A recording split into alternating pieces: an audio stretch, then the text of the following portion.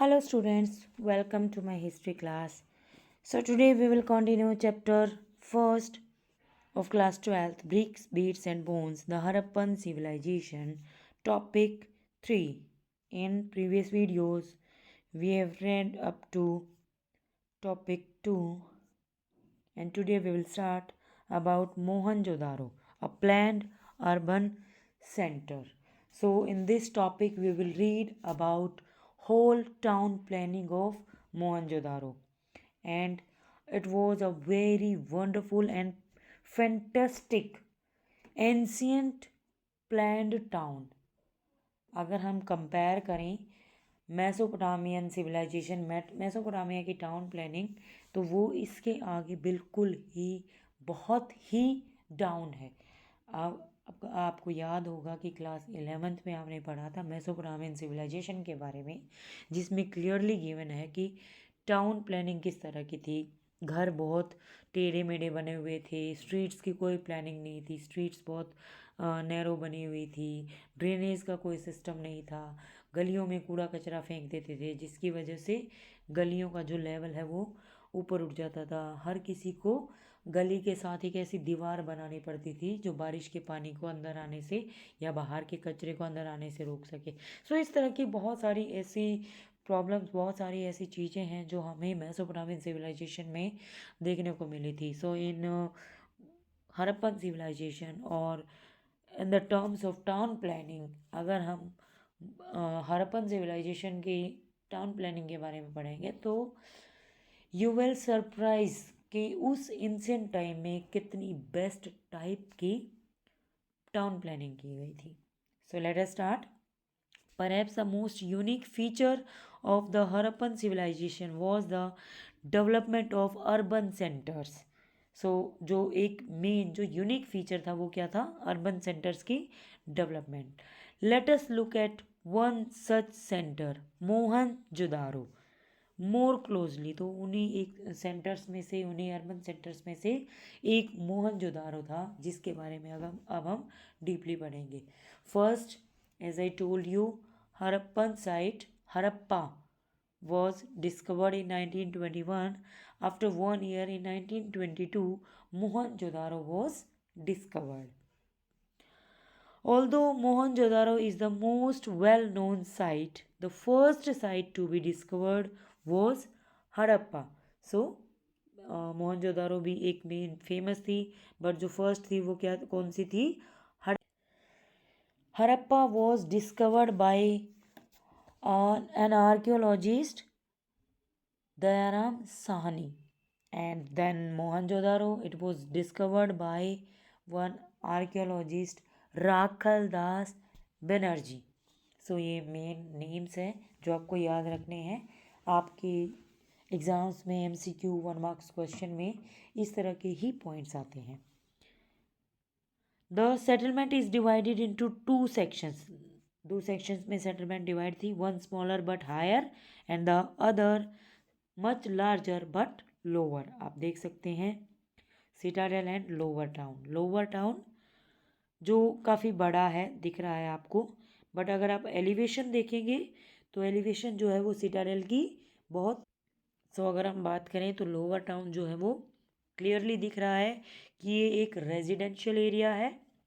And according to archaeologist, जितने भी उन्होंने स्टडी की है, इसके अकॉर्डिंग ये क्लियर हुआ है कि सिटाडेल जो है वो किसी स्पेशल पर्पस या फिर रिचुअल्स के लिए यूज़ होता था। Archaeologist designate these as the citadel and the lower town respectively. The citadel owes its height to the fact that buildings were constructed on mud brick platforms. तो उन्होंने इतनी height पे उससे बना रखा था, मड ब्रिक प्लेटफॉर्म बनाया जाता, कच्ची ईंटें बना के उनका प्लेटफॉर्म बना देना। मीन्स उन्होंने ऐसे, एक तो नींव डाली जाती है, नींव तो है वो बिल्कुल साइड्स में डाली जाती है, बट वो प्लेटफॉर्म को पे ही सारे बिल्डिंग्स बनाते थे। ये उनकी एक स्पेशल स्ट्रेटजी है बिल्डिंग्स बनाने की। It was walled which meant that it was physically separated from the lower town. Walled था, चारों तरफ इसके वॉल जो थी दीवार लगा रखी थी, खींच रखी थी, तो इससे क्लियर होता है कि ये लोअर टाउन से सेपरेट था। The lower town was also walled, ये भी वॉल्ड था। Several buildings were built on platforms which served as foundation, जो प्लेटफॉर्म है वो फाउंडेशन का काम लेती है, नीव्स का काम देती थी। It has been calculated that if one laborer moved roughly a cubic meter of earth daily, अगर हम देखें कि वो मिट्टी उठाते, मिट्टी ढोते थे ये प्लेटफॉर्म बनाने के लिए, just to put the foundation in place, it would have required 4 million person days. इतने लोग, या तो एक ही आदमी 40 लाख दिन तक काम करे, या फिर 40 लाख लेबर जो है वो मिलके एक दिन में जब करेंगे, तो इतना जो प्लेटफॉर्म जो प्रिपेयर किया हुआ था, मिट्टी जो इधर उधर से कलेक्ट करके और कच्ची मिट्टी की जो प्लेटफॉर्म बनाए थे, उसके लिए इतनी ज़्यादा लेबर की ज़रूरत होती थी। So it is not possible कि सब जो लेबर हैं अलग अलग अपना काम कर रहे हों। सो डेफिनेटली लेबर जो थे क्या वो मोबिलाइज होते थे, में से एक जगह पे जहाँ पे वो सेटलमेंट्स कर रहे थे, बिल्डिंग्स बना रहे थे, वहाँ पे पहले सब जाते थे, फिर उसके बाद लेबर जो हैं दूसरी जगह जाके ऐसे ही कंस्ट्रक्शन करते थे। लाइक नाउ डेज, आज भी ऐसे ही होता है ना। ऐसे तो नहीं है कि जो जहाँ पे है वहीं पे ही सिर्फ काम कर रहा है, कंस्ट्रक्शन वर्क लोग दूर दूर जाके, दूर दूर से कारीगर बुलाए जाते हैं। सिमिलरली उनकी मोबिलाइजिंग होती थी, मूव करते थे। Mobilizing labor on a very large scale. Consider something else. Once the platform were in place, all building actively within the city was restricted to a fixed area on the platform. एक बार platform बना दिया जाता था, उसके बाद buildings उस पर बनाई जाती थी।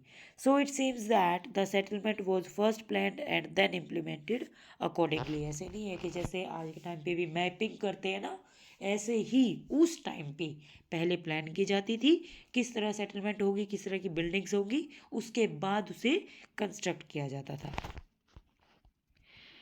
Other science of planning include bricks which whether sun dried और बेक्ड, या तो सन ड्राइड वही धूप में सुखाई हुई थी, या फिर बेक्ड पकाई हुई थी। Were of a standardise ratio, एक स्टैंडर्डाइज रेशो था, सेम उनकी हाइट, उनकी विड्थ, उनकी जो लेंथ थी वो बिल्कुल एक ही सेम रेशियो की थी। Where the length and breadth were 4 times and twice the height respectively. अगर हम लेंथ एंड ब्रेड्थ की बात करें तो लेंथ जो थी वो ब्रेड्थ की 4 times थी और उसकी हाइट 2 times थी। Such bricks were used at all Harappan settlement, जितनी भी हड़प्पन सेटलमेंट में मिली हैं सब में सेम टाइप की ही ब्रिक्स यूज होती थी। Read this column the plight of Harappa. अगर हम हड़प्पा के बारे में पढ़ें, हड़प्पा के साथ क्या प्रॉब्लम हुई, क्या वहाँ पे उनको प्रॉब्लम फेस करनी पड़ी। Although Harappa was the first site to be discovered, it was badly destroyed by brick robbers. सबसे पहले हड़प्पा जो है वो डिस्कवर हुई थी, बट ब्रिक रोबर्स, ईंटें चोरी करने वालों ने इसकी बुरी कंडीशन कर दी थी, इसको एज इट इज़ नहीं रहने दिया था, इसलिए यहाँ पे प्रॉपर एविडेंस यहाँ से कलेक्ट नहीं कर पाए। As early as 1875 Alexander Cunningham, the first Director General of the Archaeological Survey of India, ASI, mark this, this is the important name। इस तरह के MCQs आपके बनते हैं। often called the father of Indian archaeologists, तो कई सारे form में ये क्वेश्चन आ सकता है, who were known as the father of Indian archaeology, या फिर फर्स्ट डायरेक्टर जनरल, या फिर ये भी आ सकता है who was Alexander Cunningham. So according to him, noted that the amount of brick taken from the ancient site was enough to lay bricks for about 100 miles of the railway line between Lahore and Multan। तो उन्होंने कहा कि इतनी ईंटें वहाँ से चोरी हो गई जिससे 100 माइल की एक रेलवे लाइन पे ईंटों का जितना यूज़ होता था उतनी सारी ईंटें तो हड़प्पा से चोरी कर ली गई थी। Thus many of the ancient structures at the site were damaged। In contrast Mohenjodaro was for better preserve. तो अगर हम हड़प्पा की बात करें तो उसके कंपैरिजन में मोहनजोदारो जो था वो बहुत अच्छे से प्रिजर्व था। हड़प्पा की जितनी भी ईंटें थी, जो भी एविडेंस थे, उनको डिस्ट्रॉय कर दिया गया था। So now next, laying out drains. So drains किस तरह से बनाई हुई थी, कहाँ पे कैसे उसको मैनेज किया था, डिज़ाइन किया गया था। One of the most distinctive features of Harappan cities was the carefully planned drainage system. If you look at the plan of the lower town, you will notice that roads and streets were laid out along an approximate grid pattern. अगर हम देखेंगे lower town की picture को ध्यान से देखेंगे तो यहाँ से हमें क्लियर पता चल रहा है कि जो स्ट्रीट्स हैं वो कैसे हैं, ग्रिड पैटर्न पे। ग्रिड पैटर्न क्या होता है, यहाँ पे आपको दिख रही है ना बीच में ग्रिड की तरह बना रखी है। ग्रिड पैटर्न होता है जो क्रॉस करती है ना, एक तरह से जाल बिछा हुआ है उनका, नालियों का। इंटरसेक्टिंग एट राइट एंगल्स, जो एक दूसरे को राइट एंगल पे क्रॉस करती हैं। It seems that streets with drain were laid out first and then houses built along them. तो ये भी लग रहा है कि पहले ड्रेनेज सिस्टम को उन्होंने डिज़ाइन किया है, ड्रेन्स वहाँ पे बनाए हैं, उसके बाद ड्रेन्स के साथ साथ घर बनाए गए थे। If domestic waste water had to flow into the street drains, every house needed to have at least one wall along a street. तो ये हमने मेसोपोटामिया में भी पढ़ा था, वहाँ पे इसी तरह की टाउन प्लानिंग थी कि स्ट्रीट्स में कूड़ा करकट ऐसे ही फेंक देते थे, और फिर जैसे ही बारिश होती थी तो उस गंदे वाटर के अंदर घुसने की रोकने के लिए, उसे रोकने के लिए क्या करते थे, वो एक वॉल बना देते थे। Citadels, while most Harappan settlements have a small high western part and a larger lower eastern section. Western part जो citadel था and lower eastern section same lower town. There are variations, दोनों में variations थी at sites such as Dholavira and Lothal. The entire settlement was fortified. अगर ढोलावीरा और लोथल जो गुजरात में मिली हैं उनको देखें तो टोटली जो सेटलमेंट थी वो किससे थी, क्या कर रखी थी, फोर्टिफाइड कर रखी थी। उसके चारों तरफ ना ऊंची ऊंची दीवारें खींच देते थे, इस तरह से फोर्टिफिकेशन होता था।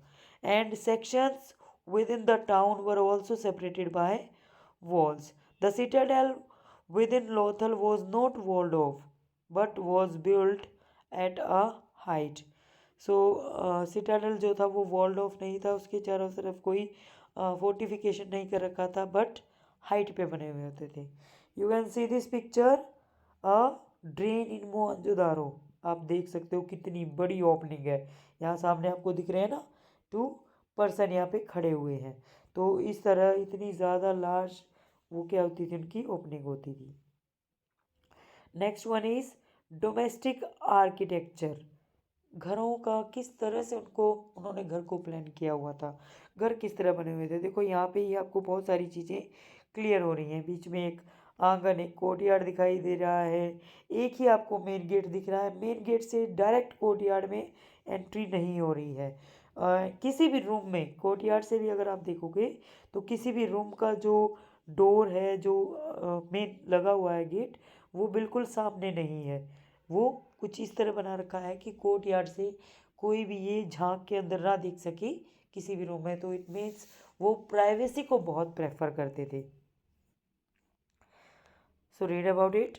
The lower town eight Mohenjodaro provides examples of residential buildings.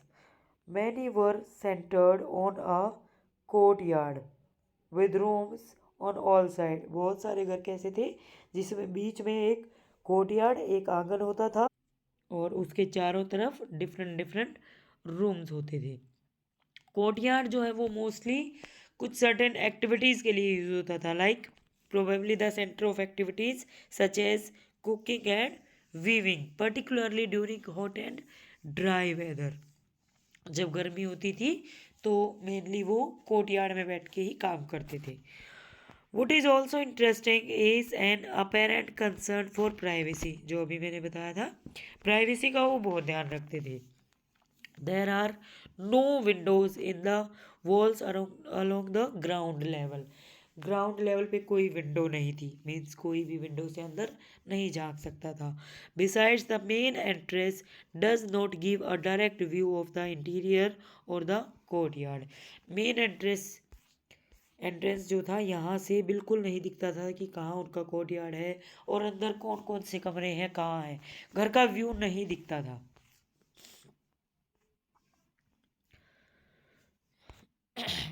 Every house had its own bathroom, paved with bricks, with drains connected through the wall to the street drains.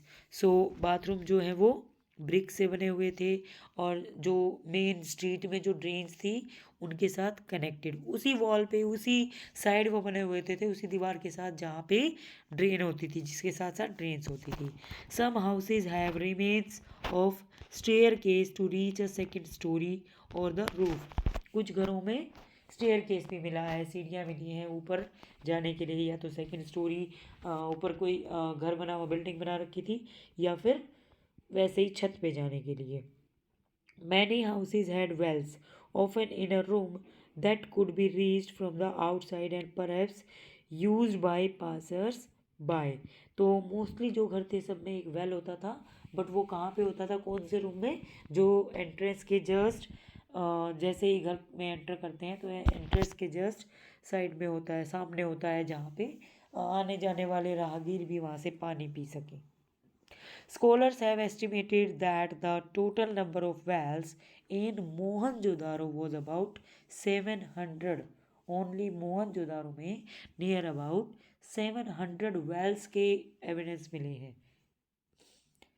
So, source 2, the most ancient system yet discovered.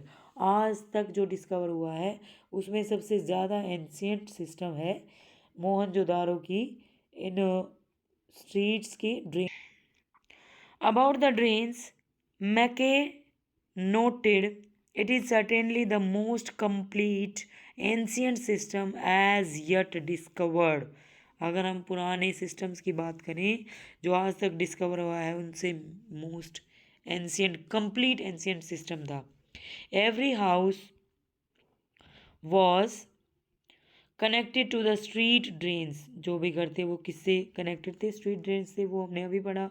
The main channels were made of bricks set in mortar and were covered with loose bricks that could be removed for cleaning. तो वो main जो channels थे वो BRICS से बने हुए थे, उसके बाद उनके ऊपर गार मिट्टी जो होती है ना, गारा जो होता है उससे लिपाई कर रखी होती थी और ऊपर से वो ब्रिक्स के साथ कवर होते थे, लूज ब्रिक्स, जिनको कभी भी उठा के अंदर से क्लीनिंग की जा सके.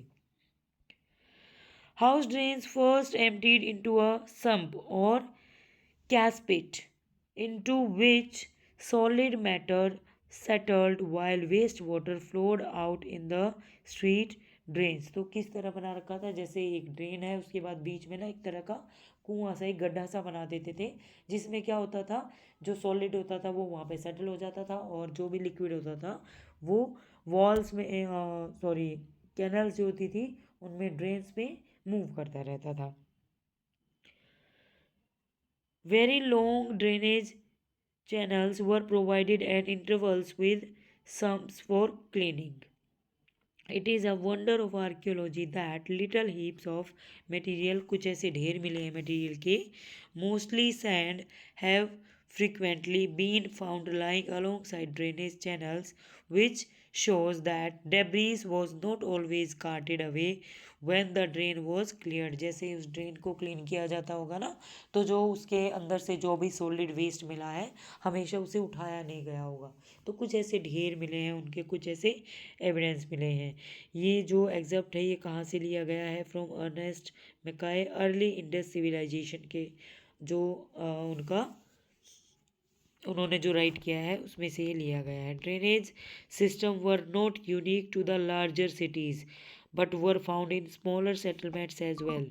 सिर्फ और सिर्फ लार्ज सिटीज़ में नहीं था ये, स्मॉलर सेटलमेंट्स में भी सिमिलरली था।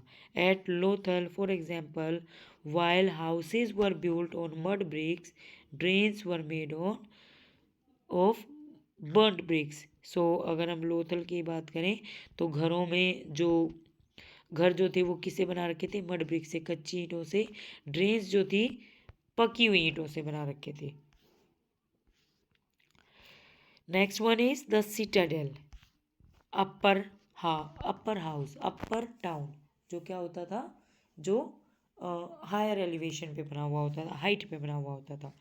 It is on the citadel that we find evidence of structures that were probably used for special public purposes। तो इस तरह के कुछ स्ट्रक्चर हमें सिटाडेल में मिले हैं जिससे क्लियर होता है कि कुछ पब्लिक पर्पजेस के लिए यूज़ किया जाता होगा इस पर्टिकुलर बिल्डिंग को। These include the warehouse, a massive structure of which the lower brick portions remain। So अगर हम देखें तो इसमें क्या होता था, एक मैसिव एक ऐसा स्ट्रक्चर बना रखा होता था जिसमें बनाया हुआ भी अभी जो हमें एविडेंस मिले हैं उससे क्या मिला है कि सिर्फ नीचे वाला जो स्ट्रक्चर है ना उसके रिमेन्स अभी मिले हैं, और ऊपर वाला जो होगा तो मे बी वो वुडन का होगा जो कुछ टाइम के बाद डिके हो गया होगा, जिसकी वजह से वो उसके अभी एविडेंस नहीं मिले हैं। while the upper portions probably of wood decayed long ago। and the great bath। अब ग्रेट बाथ के बारे में पढ़ेंगे। Great bath was a large rectangular tank, यहाँ पे आपको दिख रहा होगा, सी दिस डायग्राम प्रॉपरली, ये आपको यहाँ पे दिखेगा, ग्रेट बाथ दिख रहा है। ग्रेट बाथ यहाँ पे देखो चारों तरफ कॉरिडोर है, कुछ रूम्स दिख रहे हैं, एंड इसमें जाने के लिए आपको अलग से कॉर्नर्स, और ये दिख रहा है कि एक अलग से ऐसा एरिया था जहाँ पे वाटर वगैरह होगा, और वहाँ पे किसी पर्टिकुलर रिचुअल के टाइम पे सब मिलके नहाते होंगे। The great bath was a large rectangular tank in a corridor on all four sides. तो एक कॉरिडोर के बीच में, चारों तरफ कॉरिडोर बना हुआ था, बीच में एक वो ग्रेट एक रेक्टेंगुलर टाइप का टैंक होता था जिसमें पानी को रखा जाता था नहाने के लिए। There were two flights of steps on the north and south leading into the tank। तो स्टेयर केस सीढ़ियाँ बना रखी हैं दोनों साइड, एक नॉर्थ और एक साउथ में टैंक के अंदर जाने के लिए। which was made watertight by setting bricks on edge and using a mortar। तो ये भी देखा गया है कि साइड को वो पानी को रोकने के लिए या तो ईंटें लगाई गई हैं साइड में, या फिर उनका जो गारा वगैरह होता है ना उससे उसको रोक के रखा गया है वाटर को वहाँ पे स्टोर करने के लिए। Across a lane, water from tank flowed into a huge drain। सो एक ह्यूज एक बड़ी सी ड्रेन होती थी जिससे टैंक पे पानी जाता था। Across a lane to the north lay a smaller building with 8 bathrooms. So अगर लेन में देखें तो उसके बाद एक छोटी बिल्डिंग जिसमें 8 बाथरूम्स मिले हैं, 4 ऑन ईच साइड, दोनों साइड जो कॉरिडोर है ना उसके दोनों साइड 4 मिले हैं of a corridor, with drains from each bathroom connected to a drain that run along the corridor. So एक मेन जो उनकी ड्रेन है, जो बाथरूम्स की ड्रेन है वो मेन ड्रेन से जो कॉरिडोर में बह रही है ना उससे कनेक्टेड थी। The uniqueness of the structure as well as the context in which it was found, the citadel with several distinctive buildings। तो अगर हम देखें तो सिटाडेल में अलग अलग डिस्टिंक्टिव बिल्डिंग्स थी जिनका स्पेशली कुछ पर्पस होगा, has led scholars to suggest that it was meant for some kind of a special ritual bath. तो इससे ये क्लियर होता है कि ये जो ग्रेट बाथ था और इस तरह के जो बाथरूम्स वगैरह थे उन सबको यूज़ किया जाता होगा किसी पर्टिकुलर रिचुअल के टाइम पे, मान लो कोई फेस्टिवल लाइक नाउ डेज अगर आप देखोगे तो लोग गंगा स्नान के लिए जाते हैं, यमुना स्नान के लिए जाते हैं, तो ये एक तरह की रिचुअल है। और कुछ पर्टिकुलर डेज पे ही वहाँ जाते हैं, तो ये क्या होता है, रिचुअल होता है। वहाँ पे सब लोग इकट्ठा होकर नहाते हैं। तो इसी तरह की वो भी कुछ मे बी उनकी कुछ रिलीजियस प्रैक्टिसेस होंगी जिसको वो परफॉर्म करने के लिए वहाँ पे इकट्ठा होते होते होंगे, वहाँ पे सब कलेक्ट होते होंगे। हो सकता है कि कोई ऐसा उनका फेस्टिवल हो जिसे सेलिब्रेट करने के लिए वो वहाँ पे कलेक्ट होते होंगे। So this is about the Mohenjodaro, the best planned town. So, dear student, enough for today. So in next video we will continue this chapter about the trekking social differences, society में किस तरह के differences थे। So we will continue this chapter in next video. Thank you and have a nice day.